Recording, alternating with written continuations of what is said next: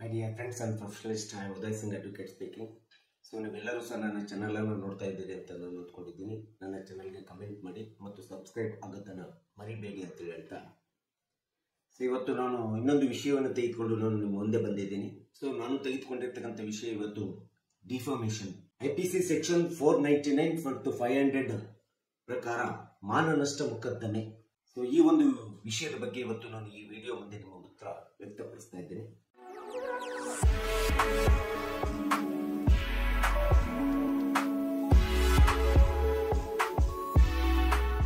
ಭಾರತೀಯ ದಂಡ ಸಂಹಿತೆ 1860 ಪ್ರಕಾರ IPC ಸೆಕ್ಷನ್ 499 ಮತ್ತು 500 ಈ ಎರಡು ಸೆಕ್ಷನ್ಗಳು ಮಾನಹಾನಿ ಮತ್ತು ಮಾನ ನಷ್ಟದ ಬಗ್ಗೆ ನಮಗೆ ತಿಳಿಸಿಕೊಡ್ತಾ ಇದ್ದಾವೆ, ಹೇಳ್ತಾ ಇದ್ದಾವೆ.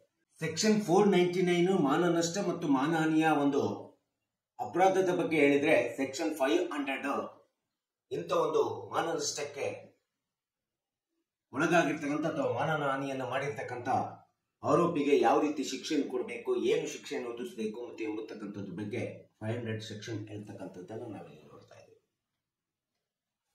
ಸಹಜವಾಗಿ ಡಿಫಾಮೇಷನ್ ಕೇಸ್ನಲ್ಲಿ ಮಾನನಷ್ಟ ಮೊಕದ್ದಮೆಯಲ್ಲಿ ಎರಡು ವಿಧವಾದಂತಹ ಮಾನನಷ್ಟ ಮೊಕದ್ದಮೆಗಳು ಬರ್ತವೆ. ಒಂದು ಸಿವಿಲ್ ಡಿಫಾಮೇಷನ್ ಕೇಸ್ ಅಂತ ಹೇಳ್ತೀವಿ, ಇನ್ನೊಂದು ಕ್ರಿಮಿನಲ್ ಡಿಫಾಮೇಷನ್ ಕೇಸ್ ಅಂತ ಹೇಳಿ ನಾವು ಹೇಳ್ತೀವಿ. IPC 1860 ಆಕ್ಟ್ ಸೆಕ್ಷನ್ 499 ಪ್ರಕಾರ ಕೆಲವೊಂದು ಅಂಶಗಳಲ್ಲಿ ನಾವು ಡಿಫಾಮೇಟರಿ ಕೇಸ್ನಲ್ಲಿ ಎಕ್ಸೆಪ್ಷನ್ಸ್ ಗಳನ್ನ ನಾವು ನೋಡ್ತಿದ್ವಿ. ಕೆಲವೊಂದು ಅಂಶಗಳನ್ನ ನಾವು not considered in the defamation case ಅಂತೇಳಿ ನಾವು ಹೇಳಬೇಕಾಗುತ್ತೆ. ಅಂತ ಒಂದು ಅಂಶಗಳಂತಂದ್ರೆ, ಒಂದು ವೇಳೆ ಸಾರ್ವಜನಿಕ ಹಿತಾಸಕ್ತಿಗೆ ಸತ್ಯವನ್ನ ಹೇಳುವಂತ ಸಂದರ್ಭದಲ್ಲಿ in the view of the public good, ಸಾರ್ವಜನಿಕರ ಒಳ್ಳೆಯದಕ್ಕೋಸ್ಕರ ಸತ್ಯವನ್ನು ಹೇಳತಕ್ಕಂಥದ್ದು ಒಂದು ಮಾನನಷ್ಟ ಮೊಕದ್ದಮೆಯಲ್ಲಿ ಬರುವುದಿಲ್ಲ. ಮತ್ತು ಪಬ್ಲಿಕ್ ಕಂಡಕ್ಟ್ ನಲ್ಲಿ ಪಬ್ಲಿಕ್ ಸರ್ವೆಂಟ್ ತನ್ನದೇ ಆಗಿರತಕ್ಕಂಥ ಯಾವುದೇ ಆದಂತಹ ಹೇಳಿಕೆಗಳನ್ನು ಕೊಡತಕ್ಕಂಥದ್ದು ಸಹ ಮಾನನಷ್ಟ ಮೊಕದ್ದಮೆಯಲ್ಲಿ ಬರುವುದಿಲ್ಲ. ಮತ್ತು ಕೆಲವೊಂದು ಅಧಿಕಾರಿಗಳು ಸಾರ್ವಜನಿಕ ಹಿತಾಸಕ್ತಿಗೋಸ್ಕರ, ಸಾರ್ವಜನಿಕ ಕೆಲಸವನ್ನ ಮಾಡ್ಲಿಕ್ಕೋಸ್ಕರ ತಮ್ಮದೇ ಆದಂತಹ ಸಾರ್ವಜನಿಕರ ಮುಂದೆ ಅಧಿಕಾರಿಗಳು ತಮ್ಮ ಹೇಳಿಕೆಗಳನ್ನ, ವ್ಯಾಖ್ಯಾನಗಳನ್ನ ಕೊಡಬೇಕಾಗುತ್ತೆ. ಅಂತ ಸಂದರ್ಭಗಳಲ್ಲೂ ಸಹ ಕೊಡುವಂತ ಸಂದರ್ಭದಲ್ಲೂ ಸಹ ಈ ಒಂದು ಮಾನನಷ್ಟ ಮೊಕದ್ದಮೆಯಲ್ಲಿ ಪರಿಗಣಿಸಲಿಕ್ಕೆ ಸಾಧ್ಯ ಆಗೋದಿಲ್ಲ. ಮತ್ತು ಕೋರ್ಟ್ ಪ್ರೊಸೀಡಿಂಗ್ಸ್ ರಿಪೋರ್ಟ್ಸ್ ಗಳು ಇರ್ಬೋದು, ಅವುಗಳ ಬಗ್ಗೆ ಸಹ ನಾವು ಮಾನನಷ್ಟಕ್ಕೆ ಒಳಪಡಿಸಲಿಕ್ಕೆ ಸಾಧ್ಯ ಆಗೋದಿಲ್ಲ. ಮೆರಿಟ್ ಆಫ್ ದ ಕೇಸಸ್ ಬಗ್ಗೆ ಇರ್ಬೋದು, ವಿಟ್ನೆಸಸ್ ಆಫ್ ದ ಕೇಸಸ್ ಬಗ್ಗೆ ನಡೆಸತಕ್ಕಂಥದ್ದು ಇರ್ಬೋದು, ಮತ್ತು ಬೋನಫೈಡ್ ಸೆನ್ಸೂರ್ಸ್ ಇರ್ಬೋದು, ಬೋನಫೈಡ್ ಅಕೇಶನ್ಸ್ ಇರ್ಬೋದು, ಮತ್ತು ಬೋನಫೈಡ್ ಅಕ್ಯೂಷನ್ ಇರ್ಬೋದು, ಕನ್ವೇಯಿಂಗ್ ಕಾಸೇಷನ್ಸ್ ಇರ್ಬೋದು. ಈ ಎಲ್ಲ ಅಂಶಗಳು ಬಂದಾಗ ಸೆಕ್ಷನ್ 499 ಪ್ರಕಾರ ಮಾನನಷ್ಟ ಮೊಕದ್ದಮೆಯಿಂದ ಎಕ್ಸೆಪ್ಷನ್ಸ್ ಅನ್ನು ಪಡೆದಿರ್ತಕ್ಕಂಥದ್ದನ್ನ ನಾವಿಲ್ಲಿ ನೋಡ್ತಾ ಇದ್ದೀವಿ. ಇಂಥ ಒಂದು ಡಿಫಾಮೇಷನ್ ಕೇಸ್ ಎಂಬತಕ್ಕಂಥದ್ದು ಅದು both civil and criminal cases ಇರ್ಬೋದು. ಈ ಒಂದು ಸಿವಿಲ್ ಮತ್ತು ಕ್ರಿಮಿನಲ್ ಕೇಸಸ್ಗಳು ಎರಡೂ ಕೇಸಸ್ಗಳು ಬೈಲೇಬಲ್ ಅಫೆನ್ಸ್ ನಲ್ಲಿ ಬರ್ತವೆ, ನಾನ್ ಕಾಗ್ನಿಸಬಲ್ ಅಫೆನ್ಸ್ ನಲ್ಲಿ ಬರ್ತವೆ ಮತ್ತು ಕಾಂಪೌಂಡೇಬಲ್ ಅಫೆನ್ಸ್ ಅಂತೇಳಿ ನಾವು ಹೇಳಬೇಕಾಗುತ್ತೆ. ಸೊ ಈ ರೀತಿಯಾದಂತಹ ಒಂದು ಅಂಶವನ್ನು ನಾವು ಮಾನನಷ್ಟ ಮೊಕದ್ದಮೆಯಲ್ಲಿ ನೋಡ್ತಾ ಇದ್ದೀವಿ. ಸಿವಿಲ್ ಮಾನನಷ್ಟ ಮೊಕದ್ದಮೆ ಒಳಗಡೆ ಯಾವುದೇ ಒಂದು ವ್ಯಕ್ತಿಗೆ ಮೌಖಿಕವಾಗಿ ಥರ್ಡ್ ಪರ್ಸನ್ ತನ್ನದೇ ಆದಂತ ಒಂದು ಬೇರೊಬ್ಬ ವ್ಯಕ್ತಿಗೆ ತನ್ನದೇ ಆದಂತಹ ಒಂದು ಅವಾಚ್ಯವಾದಂತಹ ಪದಗಳನ್ನು ಅಥವಾ ಇನ್ಯಾವುದೇ ಸತ್ಯಕ್ಕೆ ದೂರವಾಗಿರ್ತಕ್ಕಂಥ ಆರೋಪಗಳನ್ನು ಹೊರಿಸಿದಂತ ಸಂದರ್ಭದಲ್ಲಿ ಅಂತ ವ್ಯಕ್ತಿ ತನಗೆ ಆದಂತಹ ಲಾಸ್ ಮತ್ತು ಡ್ಯಾಮೇಜಸ್ ಗಳನ್ನ ಈ ಒಂದು ಮಾನನಷ್ಟ ಮೊಕದ್ದಮೆ ಮೂಲಕ, ಕಾಂಪೆನ್ಸೇಷನ್ ಮೂಲಕ ಕ್ಲೈಮ್ ಮಾಡತಕ್ಕಂಥದ್ದನ್ನ ನಾವು ಸಹಜವಾಗಿ ಸಿವಿಲ್ ಡಿಫಾಮೇಷನ್ ಕೇಸ್ ಅಂತ ಹೇಳಿ ನಾವು ಕರಿತಾ ಇದ್ದೀವಿ. ಸೊ ಒಂದು ವೇಳೆ ಯಾವುದೇ ಒಬ್ಬ ವ್ಯಕ್ತಿ ತನ್ನ ಗೌರವಕ್ಕೆ, ಇನ್ನೊಬ್ಬ ವ್ಯಕ್ತಿಯ ಗೌರವಕ್ಕೆ ಅಥವಾ ಸ್ಥಾನಮಾನಕ್ಕೆ, ವ್ಯಕ್ತಿತ್ವಕ್ಕೆ ಅಥವಾ ಹುದ್ದೆಯ ಒಂದು ಅಧಿಕಾರಕ್ಕೆ, ಸ್ಥಾನಮಾನಕ್ಕೆ ಧಕ್ಕೆ ಬರುವಂತ ರೀತಿಯಲ್ಲಿ ಪತ್ರಿಕೆಗಳಲ್ಲಿ ಲೇಬಲ್ ಇರ್ಬೋದು, ಸ್ಲೆಂಡರ್ ಇರ್ಬೋದು, ಪತ್ರಿಕೆಗಳಲ್ಲಿ ಹೇಳಿಕೆ ಕೊಡ್ತಕ್ಕಂಥದ್ದು ಇರ್ಬೋದು, ರಿಟರ್ನ್ ಸ್ಟೇಟ್ಮೆಂಟ್ ಕೊಡ್ತಕ್ಕಂಥದ್ದು, ಸೋಷಿಯಲ್ ಮೀಡಿಯಾಸ್ಗಳಲ್ಲಿ ಮಾಧ್ಯಮಗಳ ಮೂಲಕ ಒಂದು ಇನ್ನೊಬ್ಬ ವ್ಯಕ್ತಿಯ ವ್ಯಕ್ತಿತ್ವಕ್ಕೆ, ಗೌರವಕ್ಕೆ ಧಕ್ಕೆ ಬರುವಂತ ರೀತಿಯಲ್ಲಿ, ಹುದ್ದೆಗೆ ಧಕ್ಕೆ ಬರುವಂತ ರೀತಿಯಲ್ಲಿ, ಸ್ಥಾನಮಾನಕ್ಕೆ ಧಕ್ಕೆ ಬರುವಂತ ರೀತಿಯಲ್ಲಿ, ಸತ್ಯಕ್ಕೆ ದೂರವಾಗಿರ್ತಕ್ಕಂಥ ರೀತಿಯಲ್ಲಿ ಈ ರೀತಿಯಾದಂತಹ ಒಂದು ರಿಟರ್ನ್ ಹೇಳಿಕೆಗಳನ್ನು ಕೊಟ್ಟಂತ ಸಂದರ್ಭದಲ್ಲಿ ಸೆಕ್ಷನ್ 500 ನಲ್ಲಿ ಈ ರೀತಿ ಮಾಡಿದಂತ ವ್ಯಕ್ತಿಗಳಿಗೆ ಕ್ರಿಮಿನಲ್ ಡಿಫಾಮೇಷನ್ ಅಟ್ರಾಕ್ಟ್ ಆಗುತ್ತೆ. ಅವರು 2 ವರ್ಷ ಜೈಲು ಶಿಕ್ಷೆ ಮತ್ತು ದಂಡಕ್ಕೆ ಎರಡಕ್ಕೂ ಸಹ ಗುರಿಯಾಗುತ್ತಕ್ಕಂಥದ್ದನ್ನ ನಾವಿಲ್ಲಿ ನೋಡ್ತಾ ಇದ್ದೀವಿ. ಸೊ ಈ ರೀತಿ ಸೆಕ್ಷನ್ 500 ಎಂಬತಕ್ಕಂಥದ್ದು ಒಂದು ಕ್ರಿಮಿನಲ್ ಡಿಫಾಮೇಷನ್ ಕೇಸ್ ಆಗುತ್ತೆ. ಇಂಥ ಒಂದು ಸೆಕ್ಷನ್ 500 ಒಳಗಡೆ ಡಿಫಾಮೇಷನ್ ಕೇಸ್ ಫೈಲ್ ಆದಂತ ಸಂದರ್ಭದಲ್ಲಿ ಅಂತ ಒಬ್ಬ ವ್ಯಕ್ತಿಗೆ 2 ವರ್ಷ ಕಡ್ಡಾಯವಾಗಿ ಜೈಲು ಶಿಕ್ಷೆ ಮತ್ತು ದಂಡ ಈ ಎರಡೂ ಸಹ ವಿಧಿಸತಕ್ಕಂಥದ್ದು ಈ ಒಂದು ಕ್ರಿಮಿನಲ್ ಡಿಫಾಮೇಷನ್ ಅಲ್ಲಿ ನಾವು ನೋಡ್ತಾ ಇದ್ದೀವಿ. ಬಟ್ ಡಿಫಾಮೇಶನ್ ಒಳಗಡೆ civil defamation is different from criminal defamation. Civil defamation criminal defamation ಆಗಿ ಕನ್ವರ್ಟ್ ಮಾಡ್ಲಿಕ್ಕೆ ಬರೋದಿಲ್ಲ. It is against the procedure of law, it is the violation of the process of court of law ಅಂತ ಹೇಳಿ ನಾವು ಹೇಳಬೇಕಾಗುತ್ತೆ. So ಯಾವುದೇ ಒಂದು ಒಬ್ಬ ವ್ಯಕ್ತಿಯ ಮೇಲೆ ನಾವು ಯಾವುದೇ ವಿಧವಾದಂತ ಮಾನನಷ್ಟ ಮೊಕದ್ದಮೆ ಅಥವಾ ಸಿವಿಲ್ ಅಥವಾ ಕ್ರಿಮಿನಲ್ ಡಿಫಾಮೇಶನ್ ಅನ್ನ ಹೂಡಬೇಕಾದ್ರೆ ಘಟನೆ ನಡೆದು ಘಟನೆ ಅರಿವಿಗೆ ಬಂದು ಘಟನೆ ಜ್ಞಾನಕ್ಕೆ ಬಂದು 3 ವರ್ಷದ ಒಳಗಡೆ ನಾವು ಮೊಕದ್ದಮೆಯನ್ನ ದಾವಿಯನ್ನ ನ್ಯಾಯಾಲಯದಲ್ಲಿ ಹೂಡಬೇಕಾಗುತ್ತೆ. ಇದು ಕಾಲಮಿತಿ ಕಾಯ್ದೆ ಹೇಳ್ತಕ್ಕಂಥದ್ದನ್ನ ನಾವು ನೋಡ್ತೀವಿ. ಅದು ಸೆಕ್ಷನ್ 468 ಸ್ಪಷ್ಟವಾಗಿ ಹೇಳ್ತಿದೆ 3 ವರ್ಷದ ಒಳಗಡೆ ನಾವು ಮಾನನಷ್ಟ ಮೊಕದ್ದಮೆಯನ್ನ ಘಟನೆ ನಡೆದಾಗಿನಿಂದ ಹಾಕ್ಬೇಕಾಗುತ್ತೆ. 3 ವರ್ಷ ಮೀರ್ತು ಅಂದ್ರೆ ಆ ಕಾಲಮಿತಿ ಅವಕಾಶ ಹೋಗತಕ್ಕಂಥದ್ದನ್ನ ನಾವು ನೋಡ್ತಾ ಇದ್ದೀವಿ. ಸೊ ಮಾನನಷ್ಟ ಮೊಕದ್ದಮೆ ಆಗಿದೆ, ಇದು ಮಾನನಷ್ಟ ಆಗಿದೆ ಅಂತೇಳಿ ನಾವು ಕಂಡ್ಕೋಬೇಕಾದ್ರೆ 4 ಪ್ರಮುಖ ಅಂಶಗಳನ್ನ ನಾವು ನೋಡ್ಬೇಕಾಗುತ್ತೆ. ಆ 4 ಪ್ರಮುಖ ಅಂಶಗಳ ಸತ್ಯಾಂಶಗಳು ಕಂಡು ಬಂದಾಗ ಮಾತ್ರ ನಾವು ಇನ್ನೊಬ್ಬರ ಮೇಲೆ ಮಾನನಷ್ಟ ಮೊಕದ್ದಮೆಯನ್ನ ಹಾಕ್ಬೇಕಾಗುತ್ತೆ, ಥರ್ಡ್ ಪಾರ್ಟಿ ಮೇಲೆ ಮಾನನಷ್ಟ ಮೊಕದ್ದಮೆಯನ್ನ ಹಾಕ್ಬೇಕಾಗುತ್ತೆ. ಸೊ ಮೊದಲನೇ ಅಂಶ ಅಂತಂದ್ರೆ ಡಿಫಾಮೇಶನ್ ಆಗಿದೆ ಎಂಬತಕ್ಕಂಥದ್ದು ಪ್ರೈಮಾ ಫೇಸಿಯಾದಲ್ಲಿ ಪ್ರೂವ್ ಆಗಬೇಕಾಗುತ್ತೆ. ಅಂದ್ರೆ ಮೇಲ್ನೋಟಕ್ಕೆ ಕಂಡು ಬರಬೇಕಾಗುತ್ತೆ ಇದು ಮಾನನಷ್ಟ ಆಗಿದೆ, ಮಾನಹಾನಿ ಆಗಿದೆ ಎಂಬತಕ್ಕಂಥದ್ದು ನಾವು ನೋಡಬೇಕಾಗುತ್ತೆ.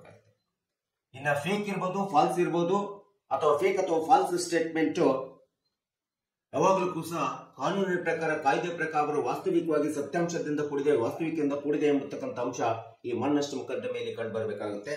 ಇನ್ನು ಯಾವುದೇ ವಿಧವಾದಂತ ಮಾಧ್ಯಮಗಳಲ್ಲಿ ಪಬ್ಲಿಕೇಶನ್ ಮಾಡತಕ್ಕಂಥದ್ದು, ಸ್ಟೇಟ್ಮೆಂಟ್ ಗಳನ್ನು ಕೊಡ್ತಕ್ಕಂಥದ್ದು, ಕಮ್ಯುನಿಕೇಶನ್ ಮಾಡತಕ್ಕಂಥದ್ದು ಇವೆಲ್ಲವೂ ಸಹ ಥರ್ಡ್ ಪಾರ್ಟಿ ಮೂಲಕ ಆಗಿದೆ, 3ನೇ ವ್ಯಕ್ತಿಯ ಮೂಲಕ ಆಗಿದೆ ಎಂಬತಕ್ಕಂಥದ್ದನ್ನ ನಾವು ಈ ಒಂದು ಮಾನನಷ್ಟ ಮೊಕದ್ದಮೆಯಲ್ಲಿ ಸ್ಪಷ್ಟವಾಗಿ ಅಂಶವನ್ನ ತೋರಿಸ್ಕೊಡ್ಬೇಕಾಗುತ್ತೆ. ಇನ್ನ ಫಾಲ್ಟ್ ಏನಿದೆಯಲ್ಲ, fault amounting it is at least negligence ಅಂತೇಳಿ ಯಾವುದೇ ಒಂದು ತಪ್ಪು ಮಾಡಿದಾಗ ಅದು ಸಂಪೂರ್ಣವಾಗಿ ತಿರಸ್ಕಾರಗೊಂಡಿದೆ ಎಂಬತಕ್ಕಂಥದ್ದು ಸಹ ತೋರಿಸ್ಕೊಡ್ಬೇಕಾಗುತ್ತೆ.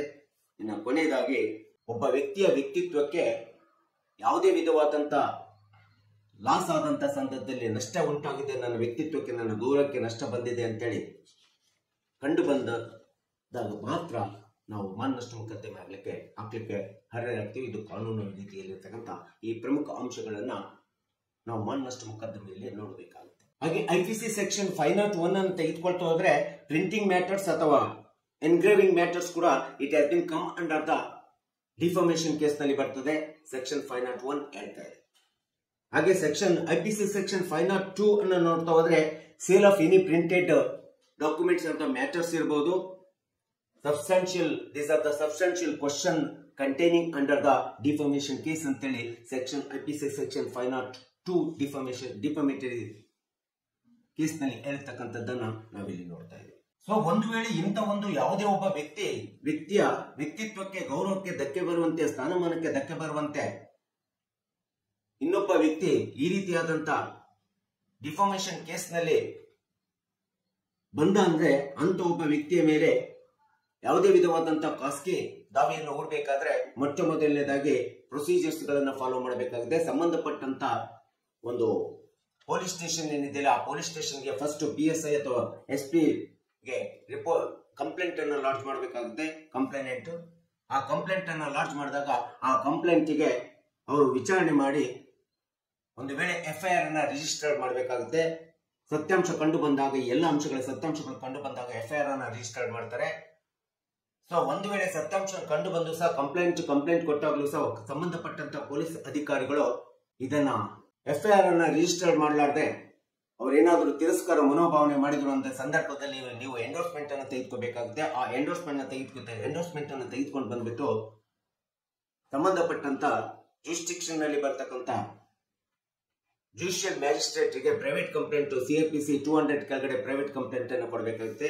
ಆ ಪ್ರೈವೇಟ್ ಕಂಪ್ಲೇಂಟ್ ತೆಗೆದುಕೊಂಡು ಎಲ್ಲ ದಾಖಲಾತಿಗಳನ್ನು ತೆಗೆದುಕೊಂಡು ಸಂಬಂಧಪಟ್ಟಂತ ಜುಡಿಷಿಯಲ್ ಜುಡಿಷಿಯಲ್ ನ್ಯಾಯಾಲಯದ ನ್ಯಾಯಾಧೀಶರುಗಳು ಆ ಕಂಪ್ಲೇಂಟ್ ಅನ್ನು ಸಂಪೂರ್ಣವಾಗಿ ನಿಮ್ಮ ದಾಖಲಾತಿಗಳನ್ನು ಸಂಪೂರ್ಣವಾಗಿ ನೋಡಿ CIPC ಸೆಕ್ಷನ್ 190 ಪ್ರಕಾರ ಕಾಗ್ನಿಸೆನ್ಸಿಬಲ್ ಅಫೆನ್ಸ್ ಅಂತೇಳಿ ತೆಗೆದುಕೊಂಡಾಗ ಮಾತ್ರ ಇದು ಒಂದು ಕ್ರಿಮಿನಲ್ ಮಾನನಷ್ಟ ಮೊಕದ್ದಮೆ, ಕ್ರಿಮಿನಲ್ ಡಿಫಾಮೇಟರಿ ಕೇಸ್ ಆಗಲಿಕ್ಕೆ ಸಾಧ್ಯ ಆಗ್ತದೆ. ಸೊ ಅಲ್ಲಿವರೆಗೂ ಇದು ಕ್ರಿಮಿನಲ್ ಡಿಫಾಮೇಟರಿ ಕೇಸ್ ಆಗಲಿಕ್ಕೆ ಆಗೋದಿಲ್ಲ ಎಂಬತಕ್ಕಂಥದ್ದನ್ನ ನಾವಿಲ್ಲಿ ನೆನಪಿಟ್ಕೋಬೇಕು. ಸೊ ಹೀಗೆ ಸಿವಿಲ್ ಅಂಡ್ ಕ್ರಿಮಿನಲ್ ಕೇಸಸ್ ಡಿಫಾಮೇಟರಿ ಕೇಸಸ್ಗಳನ್ನ ನಾವು ನೋಡ್ತಾ ಇದ್ವಿ.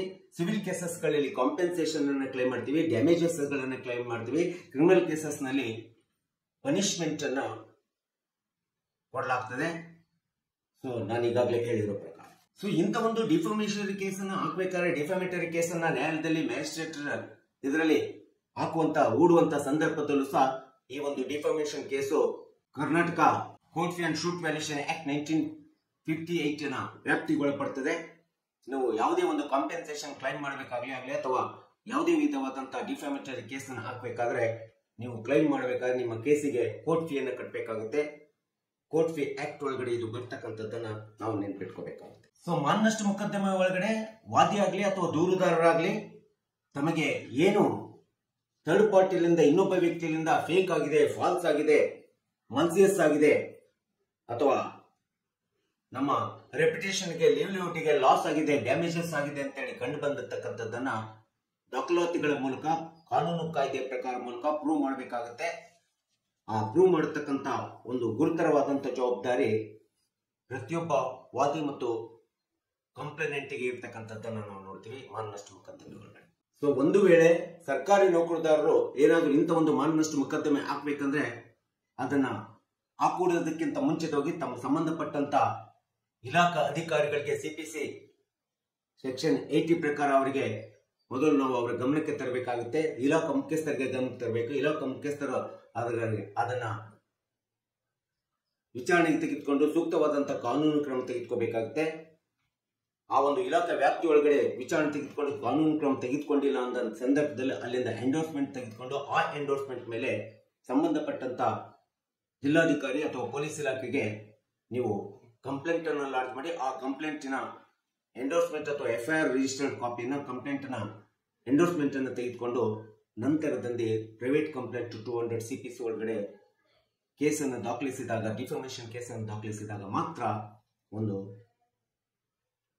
ಸಂಬಂಧಪಟ್ಟಂತ ಮ್ಯಾಜಿಸ್ಟ್ರೇಟ್ನ ನ್ಯಾಯಾಲಯದ ನ್ಯಾಯಾಧೀಶರುಗಳು ಅದನ್ನು ಕಾಗ್ನಿಸಬಲ್ ತೆಗೆದುಕೊಳ್ಳೋದು, ನಾನ್ ಕಾಗ್ನಿಸಬಲ್ ಅಥವಾ ಕಾಗ್ನಿಸಬಲ್ ತೆಗೆದುಕೊಳ್ಳತಕ್ಕಂಥದ್ದು ಬಿಡುತ್ತಕ್ಕಂಥದ್ದು ಒಂದು ಡಿಸ್ಕ್ರಿಷನ್ ಪವರು ಮ್ಯಾಜಿಸ್ಟ್ರೇಟ್ನ ನ್ಯಾಯಾಲಯದ ನ್ಯಾಯಾಧೀಶರಿಗೆ ಇರ್ತಕ್ಕಂಥದ್ದನ್ನ ನಾವು ನೆನಪಿಟ್ಕೋಬೇಕಾಗುತ್ತೆ.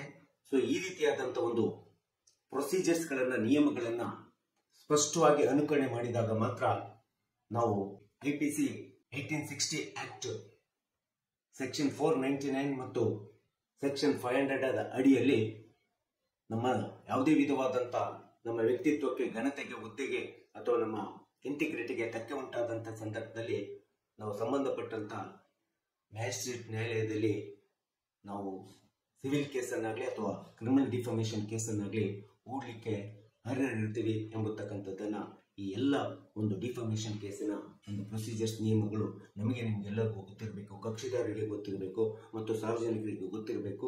ಸೊ ಈ ರೀತಿಯಾದಂಥ ನಿಯಮಗಳನ್ನು ಅನುಕರಣೆ ಮಾಡಿದಾಗ ಮಾತ್ರ ನಾವು ಮಾನನಷ್ಟ ಮೊಕದ್ದಮೆ ಹಾಕ್ಲಿಕ್ಕೆ ಅರ್ಹರಾಗ್ತೀವಿ ಎಂಬತಕ್ಕಂಥದ್ದು ನಾವೆಲ್ಲರೂ ತಿಳ್ಕೋಬೇಕು, ಸಾರ್ವಜನಿಕರಿಗೆ ಗೊತ್ತಾಗಬೇಕು. ಮತ್ತು ಇಡೀ ಒಂದು ಎಲ್ಲ ಒಂದು ಕಕ್ಷಿದಾರರ ಹಿತದೃಷ್ಟಿಯನ್ನು ಇಟ್ಕೊಂಡು ನಾನು ಈ ವಿಡಿಯೋನ ಇವತ್ತು ಹೇಳ್ತೀನಿ. ಸೊ ಈ ವಿಡಿಯೋ ಇಷ್ಟ ಆಗಿದ್ರೆ ನೀವೆಲ್ಲರೂ ಸಹ ನನ್ನ ಚಾನಲನ್ನು ನೋಡಿ ಮತ್ತು ನನ್ನ ಚಾನಲ್ಗೆ ಕಮೆಂಟ್ ಮಾಡಿ ಮತ್ತು ನನ್ನ ಚಾನಲ್ಗೆ ಸಬ್ಸ್ಕ್ರೈಬ್ ಆಗೋದನ್ನು ಮರಿಬೇಡಿ ಅಂತ ಹೇಳ್ತಾ ಇವತ್ತಿನ ವಿಷಯಕ್ಕೆ ವಿರಾಮವನ್ನು ಹೇಳ್ತೀನಿ. ನಾನು ಇನ್ನೊಂದು ವಿಷಯವನ್ನು ತೆಗೆದುಕೊಂಡು ನಿಮ್ಮ ಮುಂದೆ ಬರ್ತೀನಿ. ಜೈ ಹಿಂದ್, ಜೈ ಕರ್ನಾಟಕ.